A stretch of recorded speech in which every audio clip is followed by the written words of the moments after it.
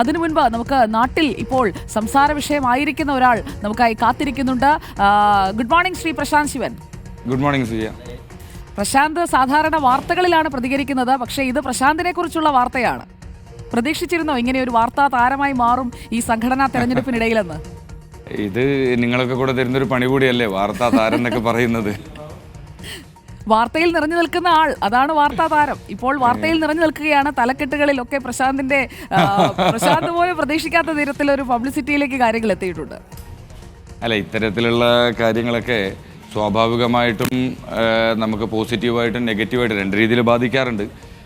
പക്ഷേ ഇത്തരത്തിൽ വാർത്തകളിൽ നിറഞ്ഞു നിൽക്കുന്നു എന്ന് കരുതി നമ്മൾ പ്രത്യേകിച്ച് അതിനകത്ത് കൂടുതലായിട്ട് സന്തോഷിക്കുക അല്ലെങ്കിൽ അതിൽ ഭ്രമിച്ച് നിൽക്കേണ്ട യാതൊരു കാര്യമില്ല. കാരണം സർവ്വസാധാരണമായിട്ട് നമ്മൾ ചെയ്യുന്ന പ്രവർത്തനങ്ങളുടെ ഭാഗമായിട്ട് പാർട്ടി ഒരു ചുമതല ഏൽപ്പിക്കുന്നു. സ്വാഭാവികമായും കഴിഞ്ഞ ദിവസങ്ങളിൽ ധാരാളം ചുമതലകൾ ഇത്തരത്തിൽ ഏൽപ്പിച്ചിരുന്നു. അതുപോലെ മറ്റൊരു ചുമതല കൂടെ ഏൽപ്പിക്കുവാനായിട്ട് പോകുന്നു എന്നാണ് ഞാൻ മനസ്സിലാക്കുന്നത്. അല്ലാതെ പ്രത്യേകിച്ച് കാര്യമൊന്നുമില്ല. ഇത് ഇത്തരത്തിലുള്ള ഉത്തരവാദിത്വങ്ങൾ നമ്മളെ ഏൽപ്പിക്കുന്ന സമയത്ത് വലിയ പ്രതീക്ഷകൾ വെച്ചുകൊണ്ടാണ് പാർട്ടി ഇത്തരത്തിലുള്ള ഉത്തരവാദിത്വങ്ങൾ നമ്മളെ ഏൽപ്പിക്കുന്നത്.